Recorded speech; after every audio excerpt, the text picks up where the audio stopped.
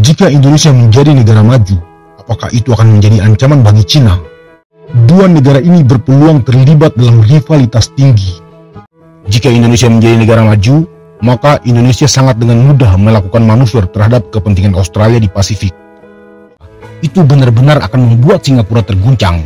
Jika Indonesia menjadi negara maju, maka diasumsikan Indonesia akan menuntaskan ambisi geopolitiknya dengan menganeksasi Malaysia dan Brunei.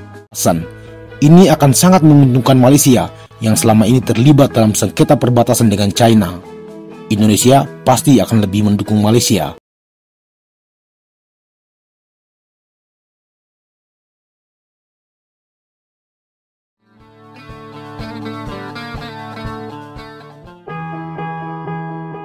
Rencana besar untuk menjadikan Indonesia sebagai negara maju telah mulai digaungkan. Pemerintah Indonesia mentargetkan Indonesia maju tahun 2045 atau sekitar 20 tahun dari sekarang.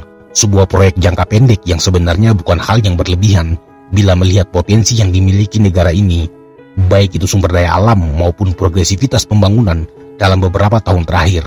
Tinggal bagaimana manajemen pembangunan itu dikelola dengan baik, juga kesiapan sumber daya manusia yang terampil dan didukung dengan stabilitas politik yang relatif kondusif. Apabila semua itu berjalan harmonis, maka ambisi Indonesia untuk menjadi negara maju dapat terlaksana tanpa hambatan. Sebenarnya sejak tahun 2020, Amerika Serikat telah mencoret Indonesia dari kategori negara berkembang dalam organisasi WTO dengan mengacu pada prinsip hukum countervailing duty. Indonesia sudah dikategorikan sebagai negara maju karena Indonesia telah memenuhi dua indikator, yaitu pangsa pasar lebih dari 0,5% dari total perdagangan dunia, dan sudah menjadi anggota dalam kelompok G20, organisasi negara-negara yang memiliki pengaruh dalam ekonomi global. Implikasi hukum countervailing duty adalah pencabutan keringanan bea masuk bagi barang-barang ekspor yang disubsidi. Pengkategorian ini memang menimbulkan polemik, karena definisi negara maju menurut Bank Dunia dan Amerika Serikat berbeda. Bagi Bank Dunia, negara maju itu harus memenuhi beberapa hal, antara lain, pertama, memiliki pendapatan per kapita minimal $10.726 per tahun. Yang kedua, memiliki jumlah penduduk miskin yang rendah. Yang ketiga, angka kematian bayi dan anak juga rendah. Yang keempat, memiliki penduduk yang terdidik dengan angka melek huruf yang tinggi. Pemerintah Indonesia masih berusaha mengejar target menjadi negara maju di tahun 2045 atau tepat pada perayaan 100 tahun Indonesia Merdeka. Jika semua indikator tersebut terpenuhi, maka Indonesia berpotensi menjadi negara yang memiliki pengaruh dominan di kawasan dan bahkan berpeluang menjadi pemain penting dalam politik internasional. Tantangannya memang banyak, namun target tersebut tentu bukan hal yang mustahil. Bila kelak menjadi negara maju, maka Indonesia secara otomatis juga menjadi the rising power yang memiliki pengaruh geopolitik, bukan saja secara ekonomi, tapi juga dalam militer, budaya, maupun perdagangan internasional. Pertanyaan yang selalu muncul adalah, jika Indonesia menjadi negara maju, maka negara-negara mana saja yang akan terancam? Amerika Serikat, China, Australia, Singapura, Malaysia, Brunei, Timur Leste, atau Filipina? Mari kita analisis.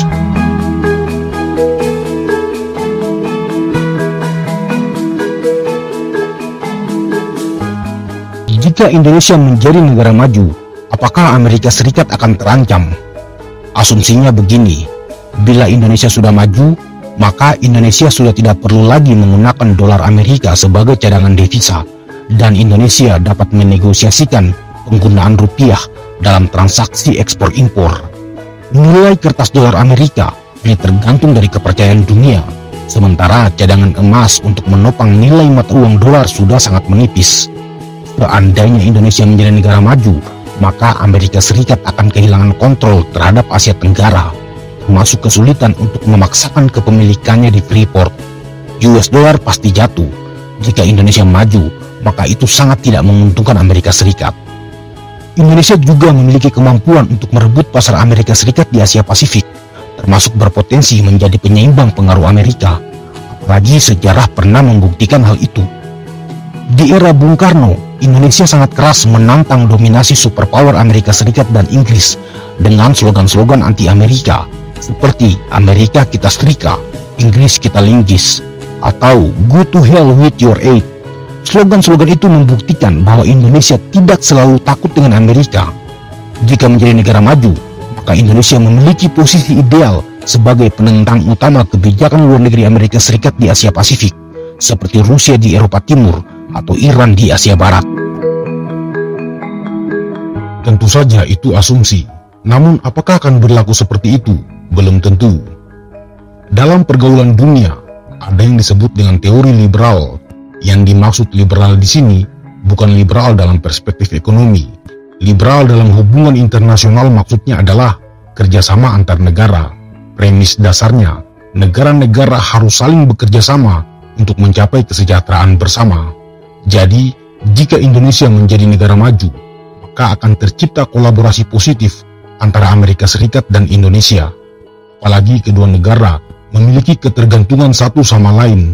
Banyak produk-produk Amerika Serikat yang diimpor Indonesia, dan Amerika merupakan pasar potensial bagi produk-produk Indonesia. Selain itu, Amerika Serikat adalah salah satu negara yang memiliki jumlah investasi besar di Indonesia dengan total 1,4 miliar dolar di tahun 2022. Republik Rakyat Cina. Jika Indonesia menjadi negara maju, apakah itu akan menjadi ancaman bagi Cina? Secara geografis, teritorial Cina dan Indonesia masih terbilang dekat, bahkan berbagi perbatasan. Hal itu berpeluang menciptakan friksi, apalagi konflik perbatasan di Laut Natuna Utara atau Laut Cina Selatan antara Indonesia dan Cina masih belum juga mencapai kesepakatan final. Perairan itu akan menjadi kawasan yang sangat panas dan rawan konflik, karena Indonesia tidak mungkin rela melihat agresivitas Cina dengan klaim-klaimnya yang menabrak zona ekonomi eksklusif Indonesia. Dua negara ini berpeluang terlibat dalam rivalitas tinggi. Indonesia akan berperan sebagai aktor utama di ASEAN dan menjadi pelindung bagi negara-negara kecil yang selama ini diam dan tak berani melawan hegemoni Cina di Laut Cina Selatan. Tentu saja, Cina juga tidak akan gegabah melakukan manuver-manuver di ASEAN. Jika Indonesia menjadi negara maju, maka ketergantungan akan produk-produk Cina juga otomatis akan berhenti. Begitu juga pinjaman-pinjaman dari Cina. Hubungan ekonomi Indonesia dengan Cina tidak akan sama lagi.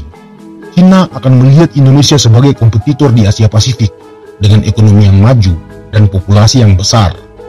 Asumsinya, Cina juga akan kehilangan pasar potensialnya di Indonesia.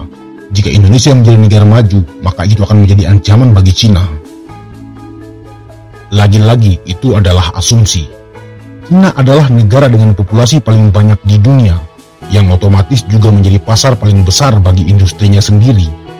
Industri Cina juga sudah sangat establis, jadi sangat mudah mendapatkan pasar atau mengalihkan pasarnya di belahan bumi manapun. Indonesia bukan satu-satunya pasar potensial bagi Cina. Secara ekonomi, kedua negara ini tidak akan menjadi rival, justru dapat bersinergi. Karena jika Indonesia menjadi negara maju, maka Indonesia dapat menjadikan Cina sebagai pasar yang menguntungkan, sementara Cina masih sangat membutuhkan bahan-bahan baku dari Indonesia untuk mensuplai kebutuhan industri domestiknya. Begitu juga sebaliknya. Cina juga merupakan negara kedua yang paling banyak menanamkan modalnya di Indonesia, yaitu sebesar 3,6 miliar dolar data tahun 2022, menandakan bahwa interdependensi kedua negara sudah sangat kuat dan itu dapat mencegah konflik. Apalagi Indonesia bukan negara yang masuk dalam claiming state di Laut Cina Selatan. Otomatis, potensi kedua negara untuk berkonflik sangat kecil. Memang hubungan politik Indonesia dan Cina banyak mengalami pasang surut. Kedua negara menjadi sekutu akrab di era Soekarno dengan poros Jakarta-Peking, lalu memburuk di era Soeharto. Bahkan pembukaan hubungan diplomatik Indonesia-Cina baru dipulihkan di tahun 1990. Hal itu juga yang membuat posisi tawar Indonesia cukup kuat dibanding negara-negara lain di ASEAN. Meski saat ini Cina sangat superpower, namun negara ini tidak begitu gegabah untuk mengganggu Indonesia dalam konteks perbatasan di Laut Cina Selatan. Bagi Cina, Indonesia adalah mitra penting dalam menghadapi musuh-musuh dari Barat. Jika Indonesia menjadi negara maju, maka akan tercipta balance of power, dan itu sangat baik bagi perkembangan Asia Pasifik. Balance of power merupakan suatu kajian teori dalam hubungan internasional yang dapat diartikan sebagai upaya untuk menyeimbangkan kekuatan dan kekuasaan agar mencegah salah satu negara menjadi paling kuat dan dominan bagi negara lain. Balance of power bertujuan menjaga keteraturan dalam struktur internasional. Balance of power justru membuat Cina dapat menegosiasikan kepentingannya di Laut Cina Selatan dengan cara persuasif, sehingga meminimalisir konflik. Sengketa perbatasan niscaya lebih mudah diselesaikan. Tulisnya begini, ketika sebuah negara yang dominan meningkatkan kekuatannya secara lebih agresif, maka negara-negara kecil merasa terancam dan mulai beraliansi atau bekerja sama dengan negara-negara besar untuk menjaga keamanan negara mereka dari negara yang dominan. Jika Indonesia menjadi negara maju, Cina justru diuntungkan karena dua negara ini dapat bahu-membahu menghadapi hegemoni negara-negara barat yang kerap mendikte negara-negara di Asia Pasifik. Sudah sejak lama, Cina merasa terancam dengan banyaknya pangkalan militer Amerika Serikat di beberapa negara Asia. Kesimpulannya, bila Indonesia menjadi negara maju, maka Indonesia bukan ancaman bagi kepentingan Cina.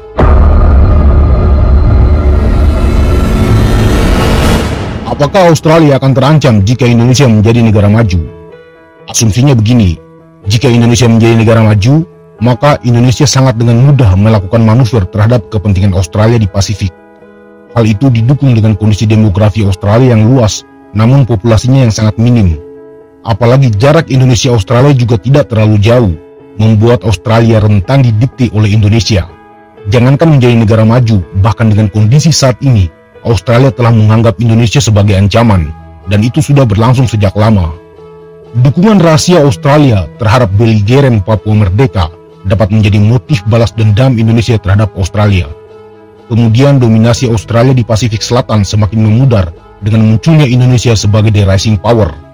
Negara-negara kecil di Pasifik yang selama ini di bawah protektorat Australia dan Selandia Baru akan melirik Indonesia sebagai alternatif.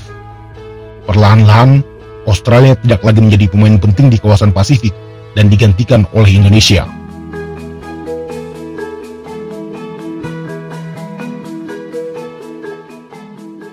Tentu saja ini adalah asumsi. Kebenarannya masih perlu diuji.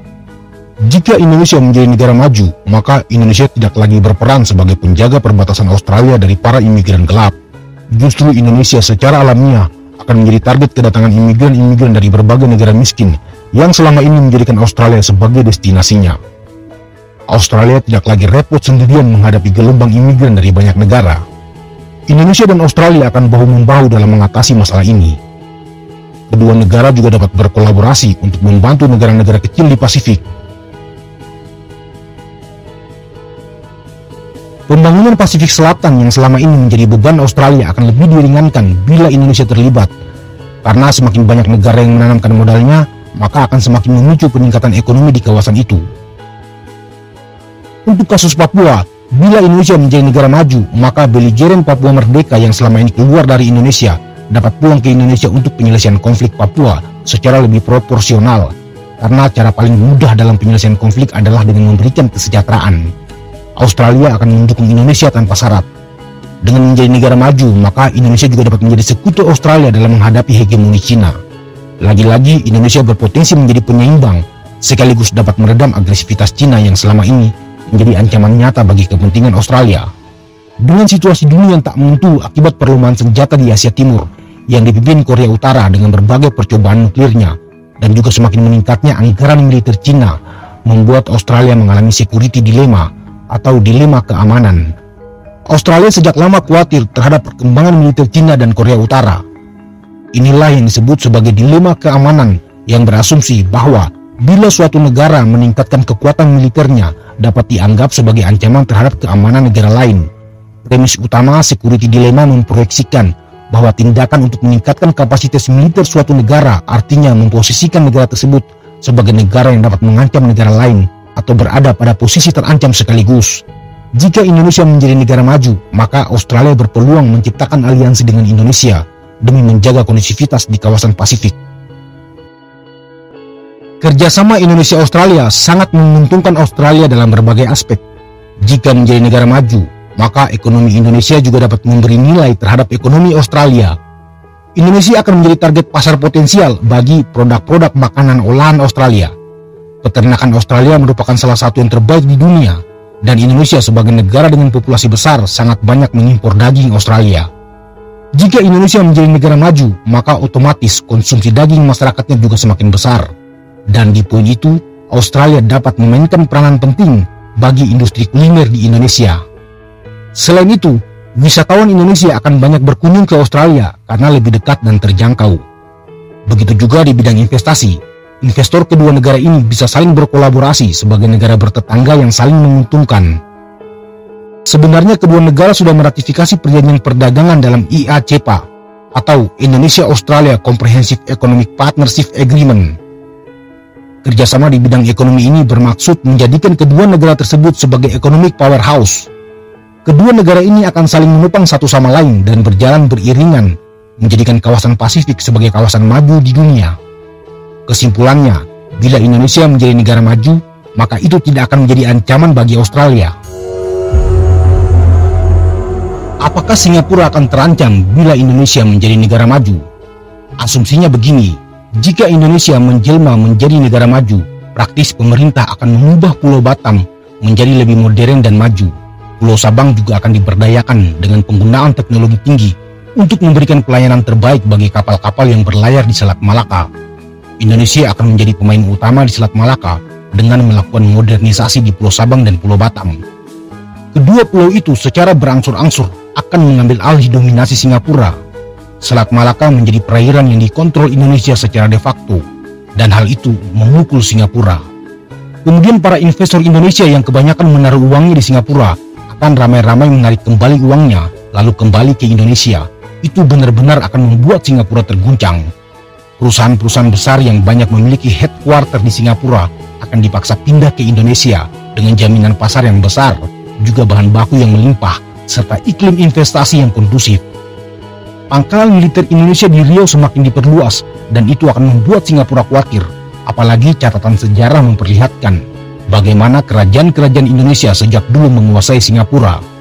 Ekonomi Singapura bergantung pada konsep perdagangan intermediate sampai reekspor dengan cara membeli barang mentah, kemudian diolah untuk diekspor kembali, seperti contohnya pada industri fabrikasi water dan penghilangan minyak. Banyak bahan baku itu juga diambil dari Indonesia. Bila Indonesia menjadi negara maju, maka konsep ekonomi reekspor Singapura dipastikan hancur, karena Indonesia akan melakukan hilirisasi di semua sektor industrinya. Otomatis Singapura akan semakin tenggelam. Sebagai salah satu negara kecil yang selama ini sangat berpengaruh di ASEAN, Singapura sangat mengandalkan kenyamanan dan perdagangan bebas untuk menarik investasi. Jika Indonesia menjadi negara maju, maka Singapura tak akan lagi menarik bagi para investor. Lagi-lagi ini adalah asumsi. Mari kita lihat dengan lebih positif. Jika Indonesia menjadi negara maju, maka Singapura menjadi salah satu negara yang diuntungkan, karena tidak semua industri Indonesia bisa ditangani secara komprehensif. Singapura akan berperan besar mengambil ruang-ruang kosong tersebut. Apalagi sudah sejak lama, Singapura menjadi negara yang banyak menanamkan modalnya di Indonesia. Data tahun 2022 sebesar 6,7 miliar dolar dan menjadikan Singapura sebagai investor terbesar di Indonesia. Persoalan Selat Malaka, kolaborasi Indonesia-Singapura dalam mengelola Selat Malaka akan meningkatkan daya saing perairan itu. Kedua negara bisa berbagi peran secara saling menguntungkan. Wisatawan Indonesia juga akan semakin banyak mengunjungi Singapura yang akan meningkatkan pendapatan Singapura. Jika Indonesia menjadi negara maju, otomatis juga menciptakan kelas menengah baru yang membutuhkan ruang eksplorasi, dan Singapura akan jadi tujuan terdekat bagi para kelas menengah baru tersebut. Singapura akan kebanjiran para pelajar Indonesia yang menempuh pendidikan di negara itu. Ruang investasi Singapura yang memang sudah establis dan maju semakin banyak diisi oleh orang-orang kaya baru Indonesia yang pada akhirnya juga meningkatkan kinerja ekonomi Singapura. Secara politik, Indonesia dan Singapura dapat memainkan peranan lebih besar di ASEAN untuk menciptakan keamanan bersama. Kerjasama militer kedua negara justru membuat kawasan ASEAN, khususnya di Selat Malaka, semakin nyaman dan ramai untuk aktivitas pelayaran dunia. Kesimpulannya, jika Indonesia menjadi negara maju, maka Singapura juga semakin diuntungkan.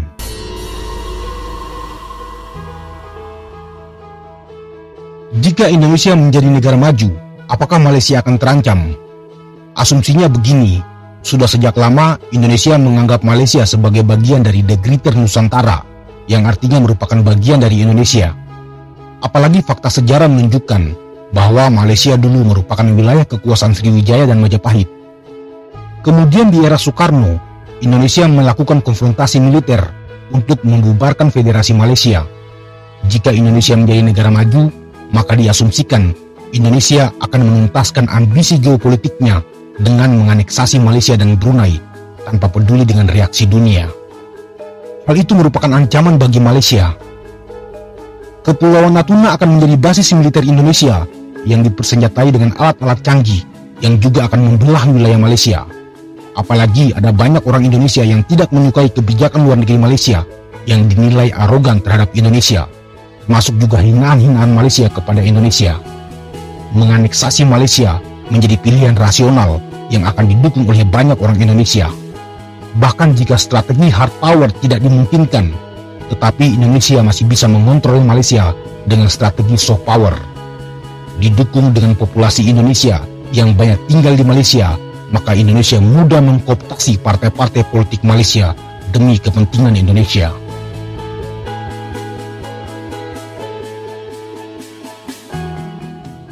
Jika Indonesia menjadi negara maju, juga akan terjadi politik balas dendam terhadap Malaysia. Para pekerja migran Indonesia akan kembali pulang dan bekerja di Indonesia, yang otomatis mematikan industri Malaysia, yang banyak tergantung dari pekerja luar negara. Ekonomi Malaysia akan lumpuh. Indonesia juga akan mengambil alih kebijakan sawit dunia, yang akan menjadikan negara ini sebagai pengontrol harga sawit global. Populasi Malaysia yang kecil, dengan wilayah yang juga tidak besar, memudahkan Indonesia mengkoloni budaya Malaysia. Industri hiburan Indonesia semakin merajai Malaysia dan mematikan kreativitas anak-anak muda Malaysia. Jika Indonesia menjadi negara maju, maka Malaysia akan terancam. Apakah akan berlaku seperti itu? Belum tentu. Bila Indonesia menjadi negara maju, maka Malaysia akan berada di posisi paling menguntungkan karena kedua negara ini memiliki kekerabatan yang sangat dekat, berakar dari satu rumpun yang sama, dengan berbagi budaya, agama, serta sejarah yang sama. Apalagi banyak populasi Malaysia yang berasal dari Indonesia, membuat dua negara ini sulit dipisahkan. Orang Indonesia tahu bahwa peristiwa konfrontasi dengan Malaysia di tahun 60-an itu merupakan imbas dari Perang Dingin, bukan merupakan upaya Indonesia menduduki Malaysia. Sudah tidak lagi relevan melihat sejarah itu dalam konteks saat ini karena kondisi objektifnya yang sudah sangat berbeda.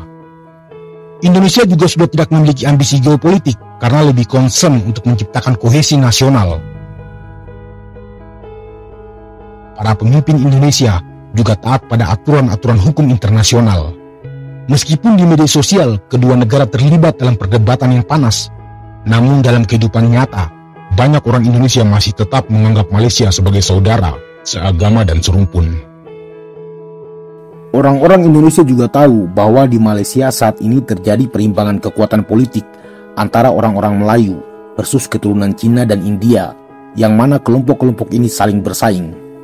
Kehadiran Indonesia sebagai the rising power akan membuat Malaysia memiliki role model sebagai saudara serantau Melayu Austronesia, Islam dan maju. Secara ekonomi, bila pekerja migran Indonesia sudah tidak lagi bekerja di Malaysia, maka Malaysia memiliki banyak pilihan dengan mengimpor pekerja dari Filipina, Myanmar atau Bangladesh dengan biaya yang lebih kompetitif. Pekerja migran Indonesia tidak menentukan ekonomi Malaysia, tapi kebijakan politik Malaysia sendiri yang menentukan itu. Jika Indonesia menjadi negara maju, maka Indonesia akan sangat berperan dalam mengimbangi hegemoni Cina di kawasan. Ini akan sangat menguntungkan Malaysia yang selama ini terlibat dalam sengketa perbatasan dengan China. Indonesia pasti akan lebih mendukung Malaysia. Kedua negara ini akan berkolaborasi dalam penguatan ASEAN untuk menghadapi kekuatan dari Barat atau dari China. Kesimpulan umumnya adalah tidak ada negara yang akan terancam jika Indonesia menjadi negara maju.